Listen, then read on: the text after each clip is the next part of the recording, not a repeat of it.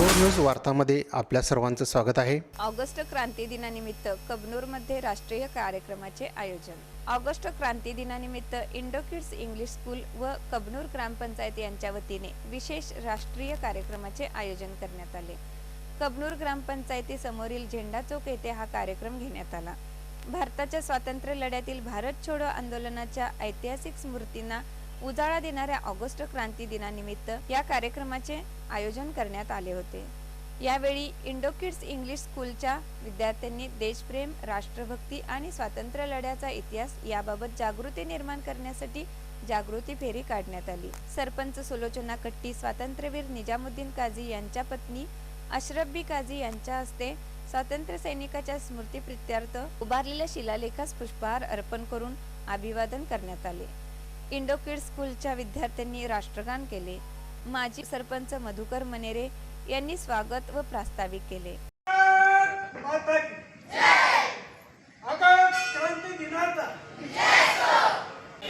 August क्रांती दिनानिमित्त क्रांतीवीरांना आपण अभिनंदन आणि त्यांची स्वातंत्र्यवीर निजामुद्दीन काजी, जिनके नाम से हमारी स्कूल की बुनियाद 2001 में रखी गई।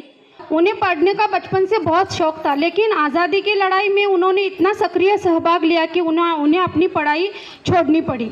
महात्मा गांधी की एक सभा का आयोजन हुआ था और उस सभा में निजामुद्दीन काजी के साथ कई सारे नौजवान उस सभा को सुनने के लिए वहाँ पे गए हुए थे। और वहाँ जाने के बाद जब उन्होंने महात्मा गांधी की सभा को सुना तो उन्होंने अपने दिल में इरादा किया कि अब आगे की ज़िंदगी जो भी जीनी है, भारत को आज़ाद कराना है, भारत को स्वतंत्रता दिलानी, और इसके लिए हम कार्यरत रहेंगे। करेंगे हम मरेंगे आणि इंग्रजांना सांगितलं चले जाओ।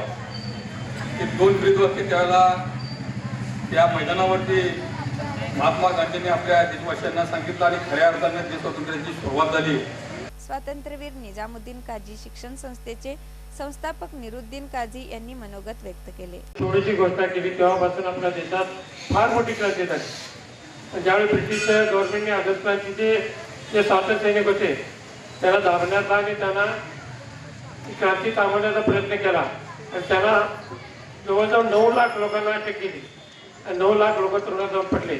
महात्मा गांधींना पण अटक केली, परंतु त्यांच्या बलिदानातून आणि त्यांच्या देशभक्तीतून आपला देश स्वातंत्र्य झाला। आपल्या कोल्हापूर जिल्ह्यात 21 स्वातंत्र्य सैनिक शहीद झाले, 7 गारगोटी झाले आणि 21 स्वातंत्र्य सैनिकांपैकी 6 स्वातंत्र्य सैनिक ज्यांना फक्त पोलिसांच्या मारामुळे मरण करावं लागलं। जमिनीवर झोपून त्यांना कुठल्याने एवढ्या जोरात मारायचे लाथा घालायचे ब्रिटिश गव्हर्नमेंटच्या पोलिसांनी की त्यांच्या पाठीचा कणा तुटायचा। तर अशा एक स्वातंत्र्य सैनिकाच्या यायच्या जवळ आणि तोंडावर मोठी लाकडी दांडका असायचा, दातावर मारायचा, दात सगळ्या हातात यायचे। एका स्वातंत्र्य सैनिकाच्या कोल्हापूर जिल्ह्याच्या जेलमध्ये त्याच्या दोन्ही पायात सगळ्या लोकांच्या समोर थांबवून तो माहिती देत नाही म्हणून त्याच्या गुडघ्यामध्ये मोळे मारले कोणाडीमध्ये। तर या त्यांच्या बलिदानातून आपला देश स्वातंत्र्य झालेला आहे। उपसरपंच सुधीर लिगाडे, सामाजिक कार्यकर्ते संजय कट्टी, काकासो लांडगे, किरण परीट, सागर चराटी, इंडो किड्स इंग्लिश मीडियम स्कूलचे विद्यार्थी व शिक्षक आणि ग्रामस्थ उपस्थित होते। उपसरपंच सुधीर लिगाडे यांनी आभार मानले।